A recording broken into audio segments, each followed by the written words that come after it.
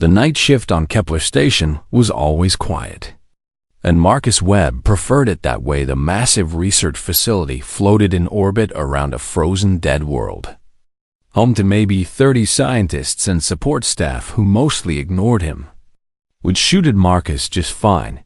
He had been a proper engineer once, back when his life made sense, back before the divorce, and the drinking, and the long fall that landed him here at the edge of human space with a mop and maintenance cart. Nobody becomes a janitor on a remote archaeological station because their life went well.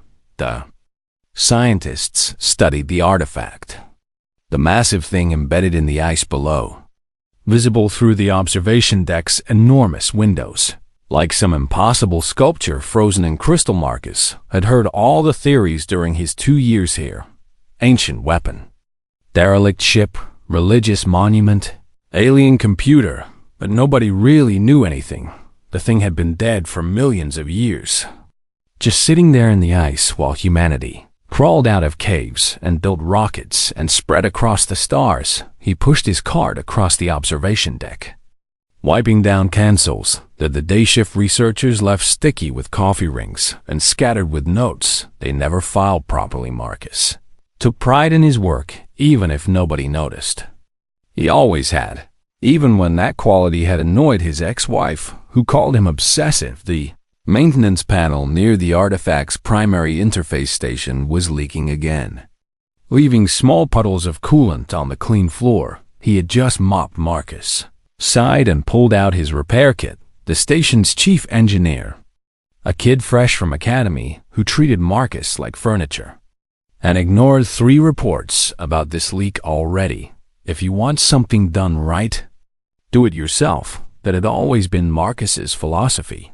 He opened the panel and traced the coolant line back toward the wall, following proper shutdown procedures that most of the staff skipped because they were in too much hurry. The leak was worse than he thought. The coolant seeping from a junction point that connected to something older than the station itself. Marcus frowned and pulled out his universal repair tool, the fancy multi-purpose device that could interface with almost any system. He pressed it against the ancient port to get a diagnostic reading. The tool screen flickered then. The entire observation deck lit up like someone had flipped a switch. Marcus did not know existed. Blue light pulsed through the ice below, spreading outward in waves from the artifact, and alarms started screaming throughout the station. Marcus stumbled backward, his repair tool still connected to the ancient port by a thin data cable, and watched in horror as the ice began to crack, not breaking, but melting from the inside.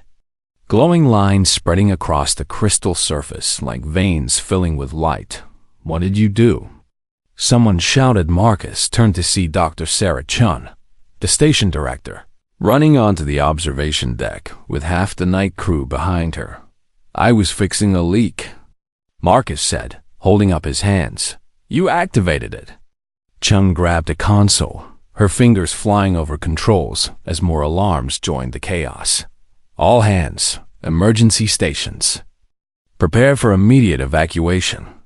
The artifact was moving. Marcus could see it now through the clearing ice, massive limbs unfolding, a head the size of a building turning on a neck thicker than the station's main corridor. It was alive, or waking up, or whatever you called it, when something that should not be possible started defying every law of physics. Power fluctuated throughout the station as the thing below began drawing energy from their reactors. Lights dimmed and life support systems switched to backup with a groan that Marcus felt through the deck plates. "Disconnect that tool," Chun ordered. Marcus reached for the cable, but before he could unplug it, something erupted from the ice. A tendril, thin and silvery, shot upward through the observation deck's supposedly impenetrable viewing port, like it was passing through water instead of reinforced transparent alloy. People screamed and scattered, but the tendril ignored them, moving with purpose toward Marcus. "Run," someone yelled. Marcus tried, but the tendril wrapped around his hand, gentle but firm. And suddenly his repair tool was not just reading data anymore. It was transmitting. His vision went white. Then he was somewhere else or everywhere else. His consciousness expanding beyond his skull into vast networks of thought and memory that made human brains seem like toys. He saw a galaxy filled with impossible cities. Billions of beings living in harmony, building wonders that bent reality itself. He saw the colossi, thousands of them, standing guard over young civilizations, protecting them from something that moved in the dark between stars. He saw war, vast and terrible. Weapons that unmade suns and shields that held back entropy itself. He saw defeat. Or stalemate, a desperate gamble as the Guardians went to sleep. Waiting for the next cycle, waiting for someone to wake them when it was time again. Then Marcus was back on the observation deck. Gasping, falling to his knees as the tendril withdrew. The Colossus stood fully revealed now. The ice completely melted away, a figure of biomechanical perfection that towered over the planets. Surfaced like a metal god, it was beautiful and terrifying. Covered in armor that seemed organic and technological at once. Its eyes, if they were eyes, glowing with that same blue light. Every screen on the observation deck flickered and displayed the same message. Text appearing in a language that should not work. Old Earth Latin pulled from Marcus's own memories during that brief connection. Primary threat status. Query. The message read: Builder's status. Query. Current stewards. Designation unknown. It's asking about its creators, Marcus said. His voice hoarse, everyone stared at him. How do you know that? Chun demanded. Because it showed me, Marcus said, looking up at the massive figure through the window. It's not a weapon. It's a guardian. And it thinks we might be the ones it's been waiting for. The Colossus's eyes focused on the station. And Marcus felt that attention like pressure against his mind. Waiting, watching, deciding whether humanity deserved the legacy of its ancient builders. Marcus Webb, night shift janitor, had accidentally woken something that had slept since before humans existed, and now the entire galaxy was about to change. The medical bay smelled like antiseptic, and fear Marcus lay on a diagnostic bed while Dr. Yuki Tanaka waved scanners over his head, muttering in Japanese every time the readings made no sense. Your neural patterns are completely scrambled, Yuki said. Or rather, they're not scrambled, they're enhanced. Like someone upgraded your brain's processing capacity by a factor of 10. I feel normal, Marcus said. Which was not entirely true. He could feel the Colossus out there. A presence at the edge of his mind. Patient and curious and impossibly.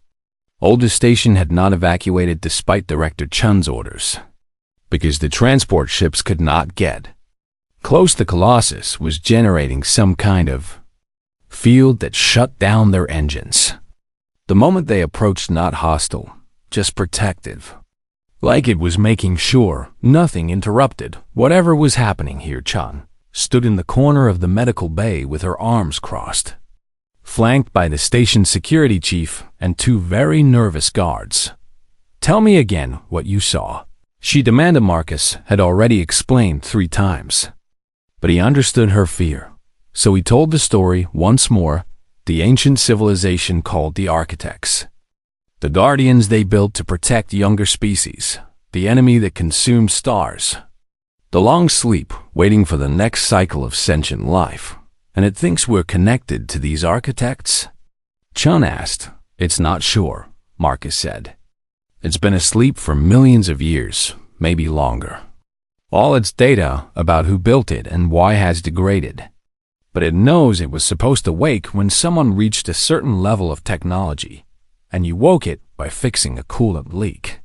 I did not mean to. Chun rubbed her temples. This is beyond anything we're equipped to handle.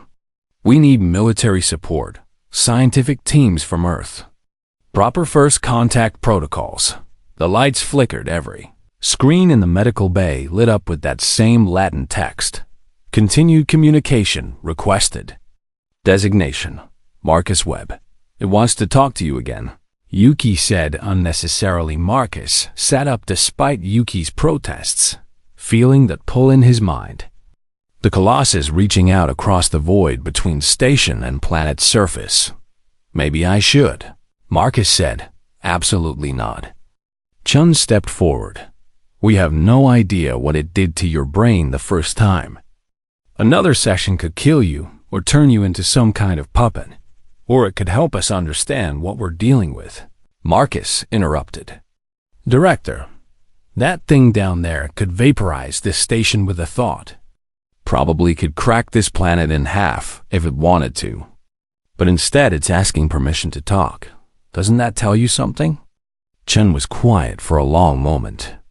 Her expression troubled. Finally, she nodded. Fine, but we do this properly. Full medical monitoring, safety protocols. And if anything goes wrong, we're cutting the connection immediately. They moved Marcus to the observation deck where his repair tool still lay connected to that ancient port. The Colossus had not moved from its position on the planet's surface. Standing like a statue, waiting, Marcus picked up the tool with hands that only shook a little. Ready? Yuki asked from her monitoring station. No, Marcus said honestly. But let's do it anyway. He activated the connection. The transition was smoother this time. His consciousness sliding into that vast network of ancient thought like he belonged there. The Colossus's mind was nothing like a human's. It thought in dimensions Marcus could barely comprehend, processing information across timescales that made seconds feel like years, but it was trying to communicate in ways Marcus could understand, filtering itself down to something approaching human language. You are not architects, the Colossus said. Not with words, but with concepts that Marcus's brain translated automatically. No, Marcus agreed. We're humans. We evolved on a planet called Earth. We only reached the stars in the last few centuries.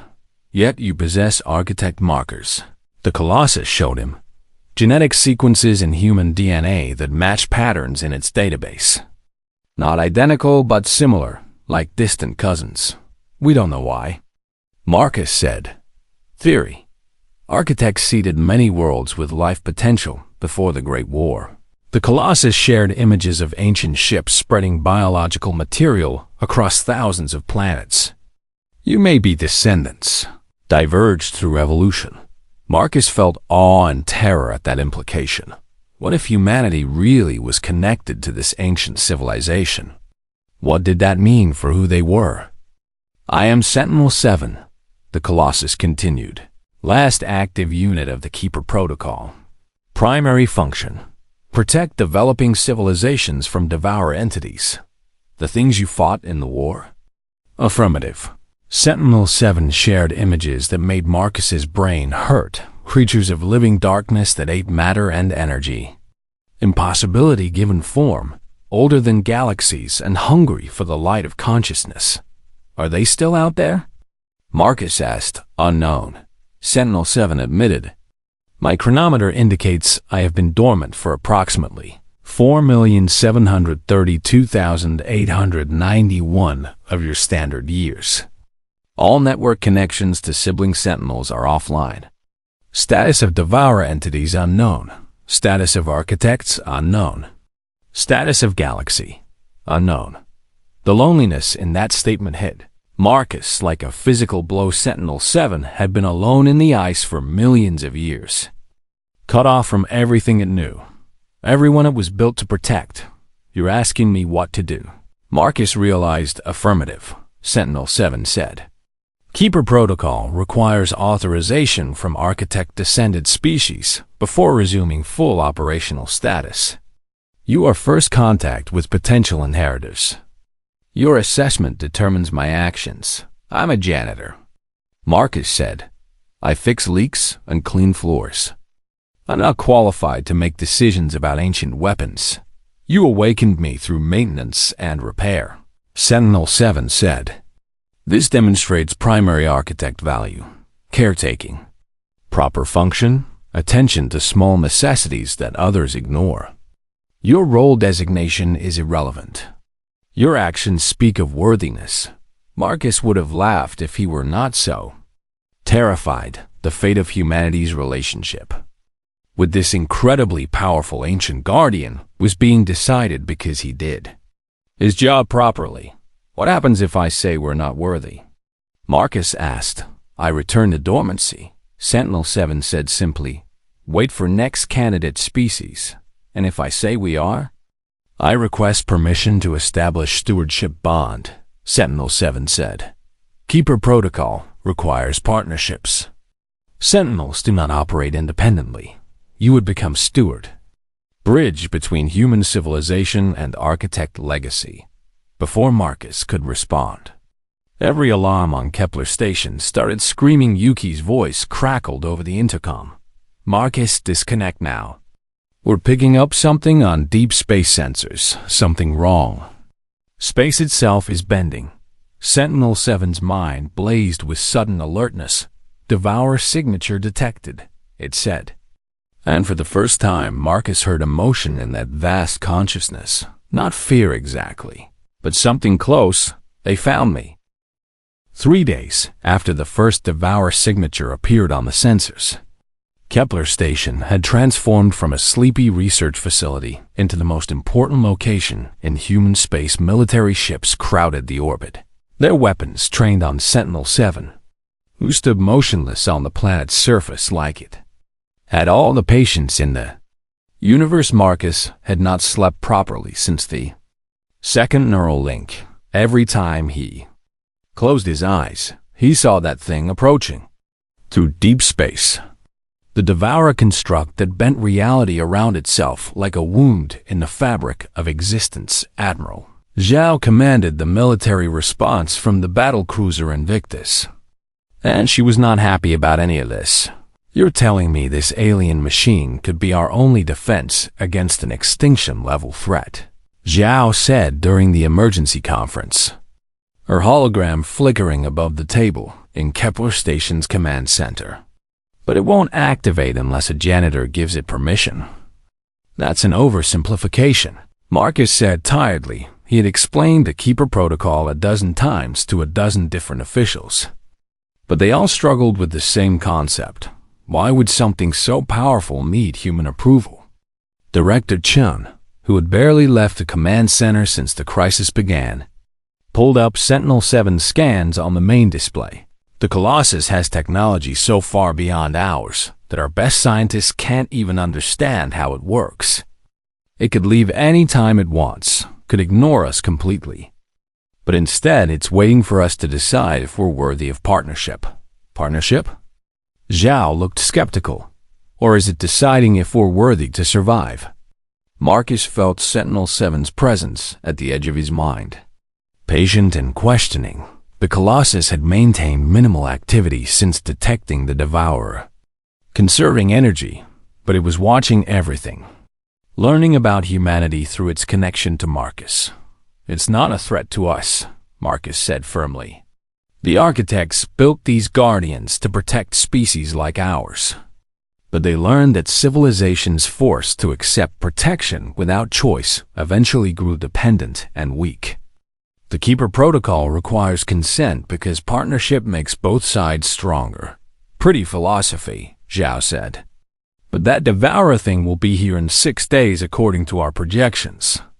And every simulation we run shows humanity's fleet getting annihilated in minutes. We don't have time for philosophical debates about worthiness. Then maybe we should stop debating and start preparing, Marcus said, surprising himself with his boldness. Sentinel-7 has offered to share knowledge, to help us understand its technology. But everyone's so focused on control and command, structures that nobody's actually trying to work with it. Zhao's expression hardened. You want us to just trust an alien machine we know nothing about?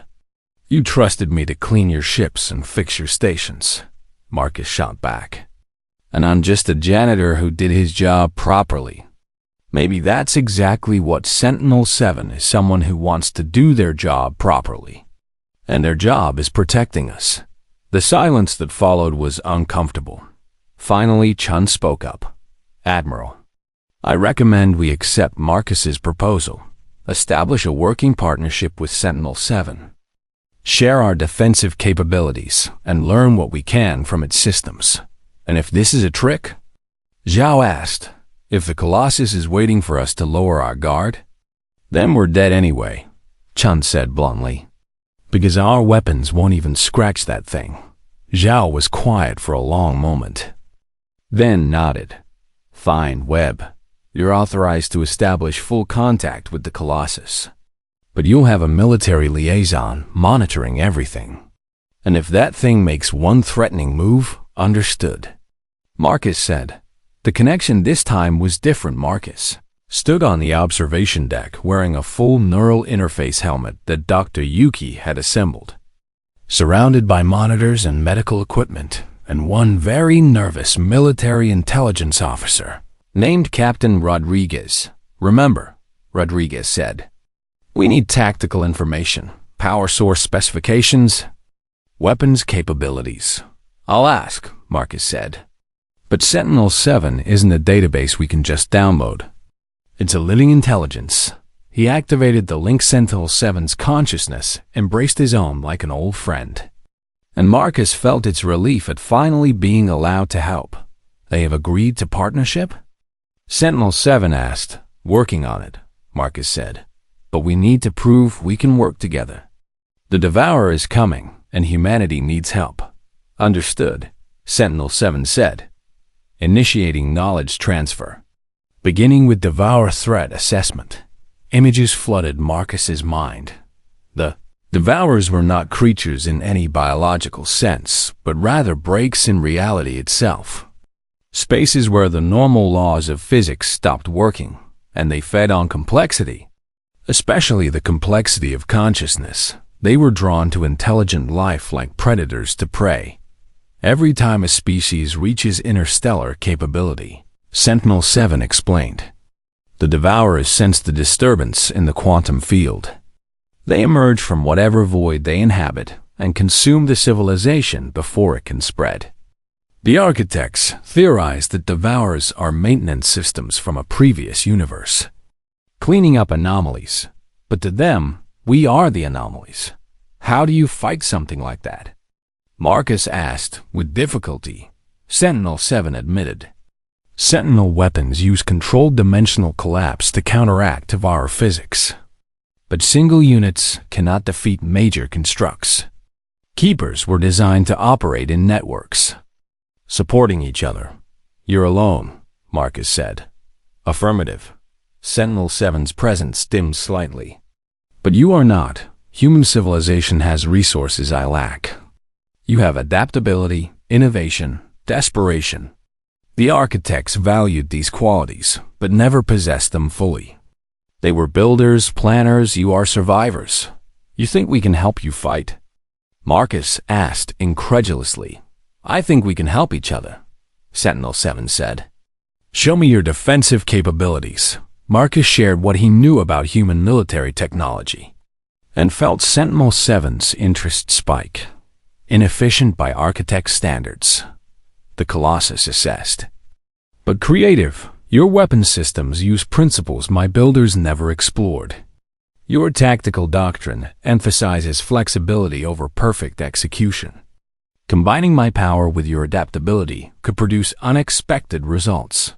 An idea began forming in Marcus's mind. Crazy and desperate but possible. What if we networked our systems together? Marcus asked, not replacing our technology with yours, but integrating them, your processing power with our tactical computers, your weapons with our targeting systems. Unprecedented, Sentinel-7 said. The architects maintained clear separation between keeper systems and client species technology. The protocols allow for innovation when survival requires it. Then let's innovate, Marcus said, over the next 3 days. Kepler Station became a laboratory of impossible. Engineer in Sentinel-7 transmitted technical specifications that human scientists could barely comprehend, but Marcus found he could translate. His enhanced brain bridging the gap between ancient and modern understanding. They started small linking Sentinel-7 sensors to the station's defense grid. Then to the military fleet's tactical network, the improvement was immediate, and dramatic ships that had operated independently suddenly moved with perfect coordination, seeing through Sentinel-7's eyes, sharing targeting data instantaneously. Admiral Zhao watched the test runs with obvious amazement. It's like having a battle computer that thinks faster than quantum processors. Because it does, Marcus said. Exhausted from hours of neural linking, Sentinel-7 processes information across multiple dimensions simultaneously. Can we weaponize that? Zhao asked. Marcus hesitated, feeling Sentinel-7's caution through their connection. We can, Marcus said slowly. But there's a cost. Full integration would require a permanent link between human and Sentinel systems. Someone would need to become a bridge, a steward. You, Chun said. Not a question, Marcus nodded. Sentinel-7 trusts me. I understand both sides, but once we establish that level of connection, I won't be fully human anymore. My consciousness will be permanently linked to a machine millions of years old. Would you die? Yuki asked quietly. No, Marcus said. But I wouldn't be the same person either. Do it, Zhao said immediately. We need every advantage. No, Chun interrupted, looking at Marcus with unexpected compassion. This is Marcus's choice. He's already given more than anyone should have to. We can't order him to sacrifice his humanity. Marcus thought about his ex-wife, his failed career, the long fall that landed him here. Maybe he had been waiting his whole life for something that mattered. I'll do it, Marcus said. Someone has to. The Devour signature appeared at the edge of the system, exactly when predicted, and Marcus Webb, former engineer turned janitor turned bridge between species, prepared to become something entirely new. The permanent neural link felt like dying and being reborn at the same time. Marcus lay in the specially designed interface chamber while Sentinel-7's consciousness merged with his own, not replacing his thoughts but expanding them, giving him access to processing power that made human brains seem like candles compared to stars. He could feel everything now, every system on Kepler Station, every ship in the defensive fleet, every weapon and shield and engine, all connected through him, through Sentinel-7, becoming one unified organism dedicated to survival. How do you feel?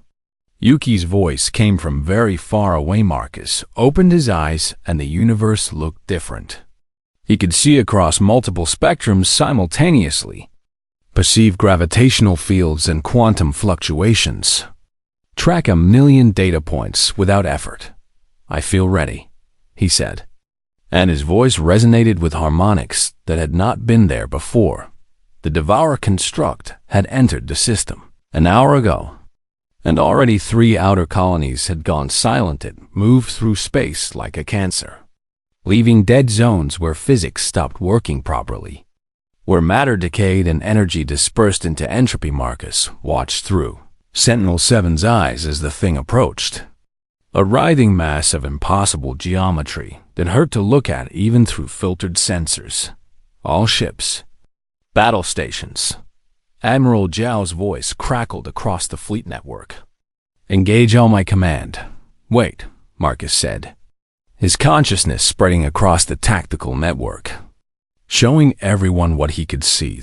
Devour was not just one entity, but thousands of smaller constructs working together, each one a reality-breaking weapon that could dismantle ships.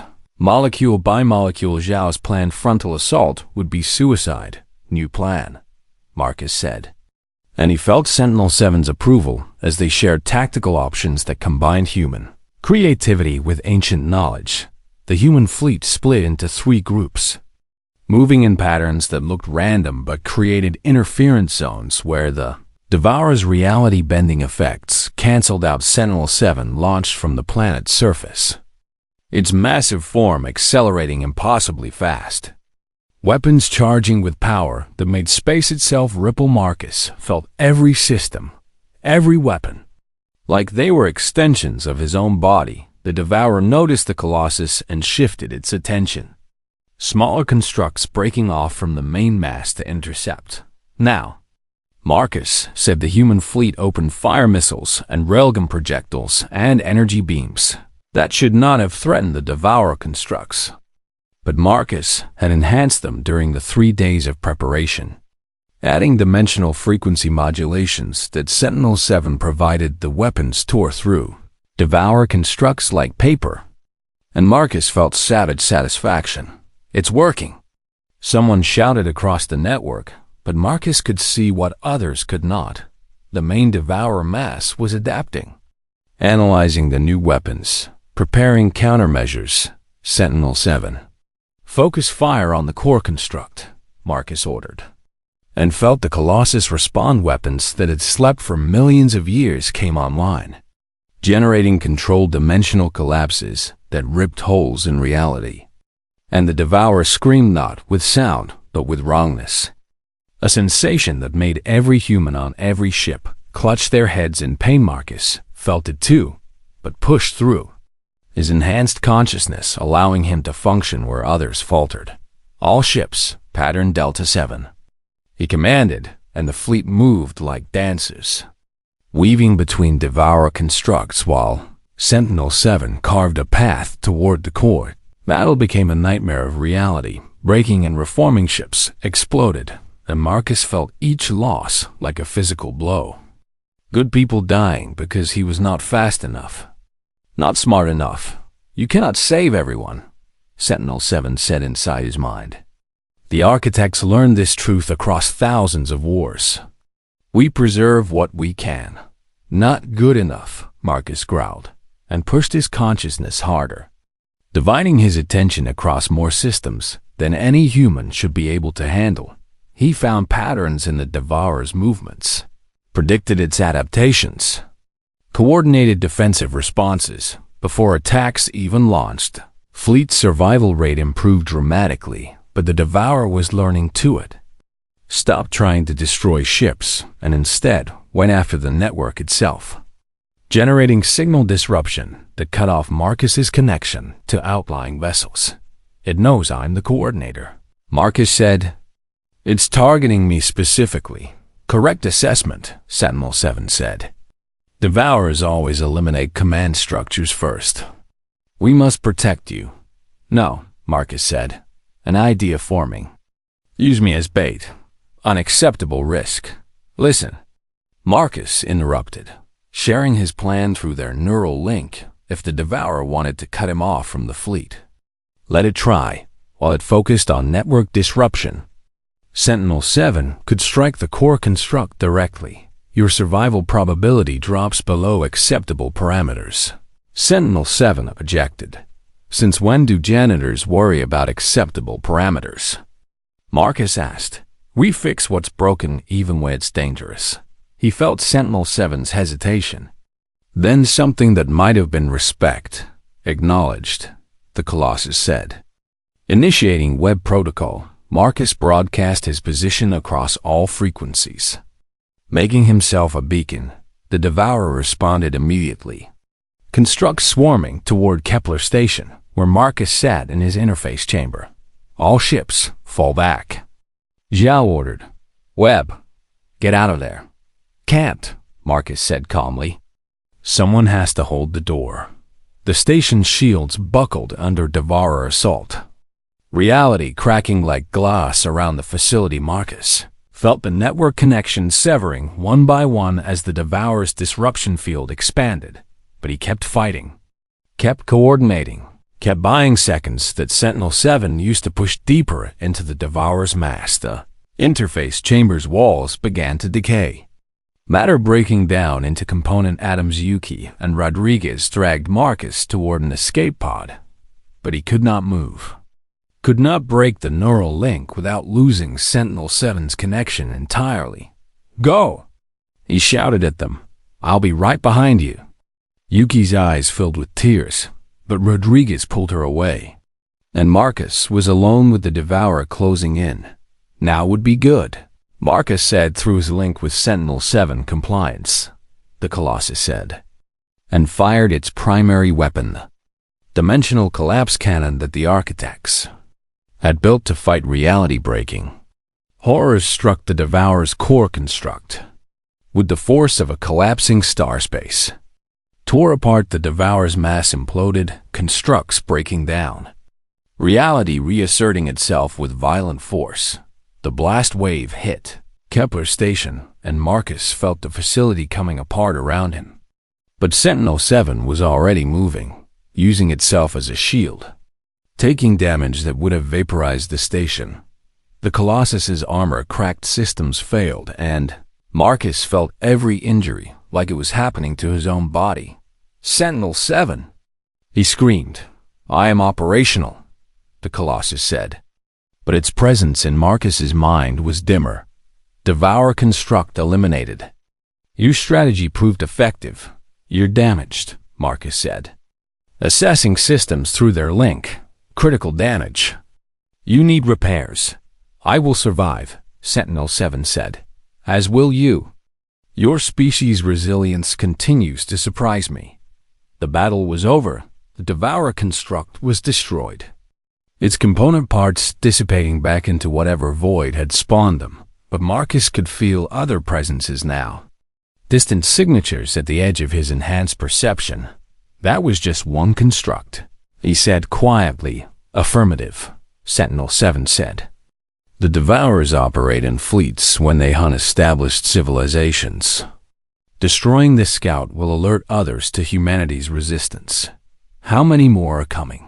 "Unknown," Sentinel-7 said. "But my activation signal has propagated across the galaxy. If other Sentinels still function, they will respond." Marcus looked through the cracked viewing port of the ruined interface chamber at Sentinel-7's. Damage from standing guard over what remained of Kepler Station 1. Colossus and one janitor had beaten a Devourer construct, but there were more coming. "Then I guess we better find your siblings," Marcus said, "and hope humanity can become the partners your builders always needed."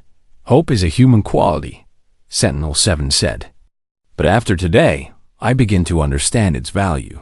Rescue ships were approaching, and Marcus could hear Zhao's voice demanding situation reports, but for just a moment. Marcus Webb, formerly the night shift janitor, now steward of Sentinel-7, allowed himself to rest. The war was just beginning. But humanity had proven they could fight, and more importantly, they had proven they could win.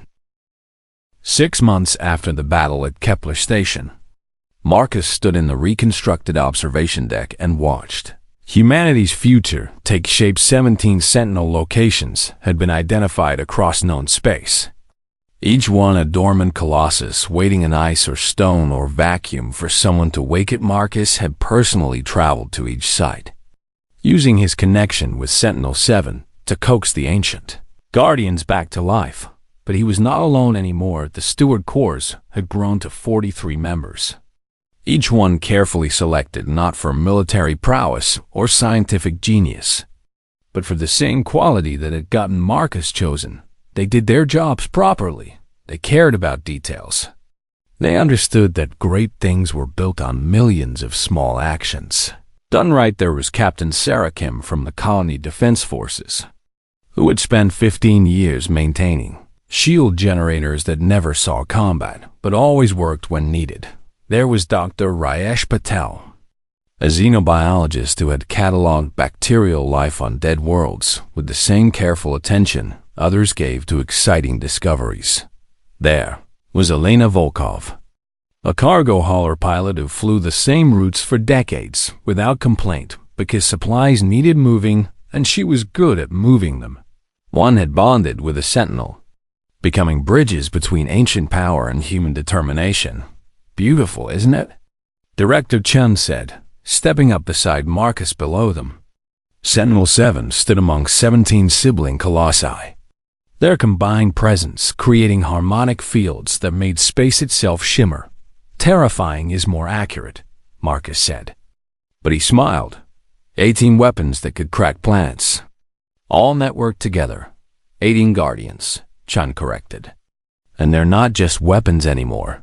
She was right. The integration of human and Sentinel technology had produced innovations That surprised everyone. Human engineers had studied Sentinel power systems and developed new reactor designs that were safer and more efficient. Sentinel A's had learned from human tactical creativity and developed adaptive defensive protocols. The architects had never conceived the partnership was making both sides stronger. Admiral Zhao wants to discuss fleet deployment, Chen said. The deep space monitoring stations detected 3 more Devourer signatures in the outer sectors. Let me guess, Marcus said. She wants to split the Sentinels up, cover more territory? She wants to go on the offensive, Chen said. Take the fight to the Devourers before they can coordinate a mass assault. Marcus felt Sentinel-7's presence in his mind, patient and questioning through their neural link. He could sense all 18 colossi and their stewards, a network of consciousness that spanned light years. What do you think? Marcus asked the ancient guardian. Admiral Zhao's strategic instinct is sound, Sentinel-7 said. The architects learned that defensive posture allows Devourers to choose engagement terms. But offensive operations carry risks. Everything carries risks, Marcus said. Doing nothing carried the risk of extinction. He turned to Chen. Tell Zhao we'll meet with her. But this isn't a military operation anymore. It's a partnership. The stewards have equal say in strategy. Chen raised an eyebrow. She's not going to like that. She doesn't have to like it. Marcus said, the Sentinels won't operate without steward approval, and the stewards answer to humanity. Not just the military. It was a power dynamic that had taken months to establish. And there were still politicians and generals who resented a group of janitors and technicians and everyday workers having so much influence. But the Keeper Protocol was clear. Guardians served. They did not rule, and stewards existed to make sure power was used for protection, not domination. The council meeting took place in the new Coordination Center, a facility built specifically to house gatherings where humans and Sentinels could interact directly. Admiral Zhao stood at one end of the massive chamber with her military advisors. The 43 stewards sat in a semicircle, their neural interfaces allowing them to consult with their bonded Sentinels in real time. Marcus spoke for the group, as he usually did. Being the first steward gave him certain authority. We've analyzed the Devourer signatures, Marcus said. Sentinel-7 believes they're scout constructs like the one we destroyed. Not full invasion forces yet. Then we should hit them now, Zhao said, before they can report back to whatever central intelligence coordinates the Devourers. Assuming they have central intelligence, Dr. Patel interjected. The Sentinel's data suggests Devourers might operate on emergent behavior principles, like a hive that doesn't need a queen. Either way, Zhao said, waiting for them to come to us means fighting on their terms. Marcus felt the Sentinels conferring through the network, processing tactical scenarios faster than human computers. The Sentinels agree with your assessment, Marcus said finally. But they recommend a combined approach. 8 Sentinels on offensive operations. 10 maintain defensive positions around population centers. That leaves humanity vulnerable. Zhao objected. No. Elena Volkov spoke up from her position in the steward circle. It leaves humanity defended while we eliminate threats. We're not just building an army, Admiral. We're building a sustainable defense network that can last generations. The architects fought the Devourers for thousands of years, Sentinel-7 added, its voice echoing through speakers throughout the chamber. This conflict will not end in months or years. Humanity must plan for long-term resistance. The discussion continued for hours. But eventually strategy emerged. Humanity's fleet would be reorganized into mixed battle groups, each one containing human ships integrated with Sentinel technology and coordinated by a steward. 3 groups would hunt the Devourer scouts while the rest maintained protective coverage. Over human space, it was not perfect, but it was workable. As the meeting ended and people filed out, Captain Kim approached Marcus. You know this changes everything, right? She said. Humanity was alone in the universe for so long. And now we're partnered with ancient guardians, fighting enemies that shouldn't exist. I know, Marcus said. Sometimes I think about what I was doing a year ago, mopping floors, fixing leaks, living a quiet life. Do you miss it? Kim asked. Marcus thought about that, feeling Sentinel-7's vast presence at the edge of his consciousness, aware of 17 other Sentinels and 42 other stewards, all connected, all working together. No, he said finally. I miss the simplicity, but I don't miss the emptiness. I spent years going through motions, doing work that nobody noticed. And now everything I do matters. Everything always mattered, Sentinel-7 said in his mind. The architects understood this truth. Civilizations are built on unglamorous work done properly. Heroes are temporary, but maintenance is eternal. Marcus smiled at that. 3 weeks later, the first offensive operation launched. 8 Sentinels and their stewards, supported by humanity's finest ships and crews, jumped into deep space, where Devour signatures burned like wounds. In reality, the battles were fierce, but decisive human tactics combined with Sentinel power proved devastatingly effective. And one by one, the Devour scouts were eliminated. But during the final engagement, long-range sensors detected something that changed everything. 17 more Sentinel signals coming online across the galaxy, responding to Sentinel-7's original activation call. The Keeper network was rebuilding itself, and on a distant frontier world, a mining engineer found something buried in bedrock. Another colossus waiting. Marcus received the report while standing on the bridge of the Invictus, coordinating with Sentinel-7 during mop-up operations. They're waking up, he said, feeling awe and hope in equal measure. All across the galaxy, the Guardians are returning, as are the Devourers, Sentinel-7 said, sharing sensor data that showed Devour fleet movements in uncharted space. The great conflict resumes after millions of years, but this time it's different, Marcus said. The architects fought alone with their Sentinels, but humanity fights as partners. We bring something your builders never had: adaptability, creativity, the stubborn refusal to quit, even when logic says we should. These qualities give me hope, Sentinel-7 said. Perhaps this cycle will end differently than the last. Marcus looked out at the stars, at the vast battlefield that humanity had inherited without warning.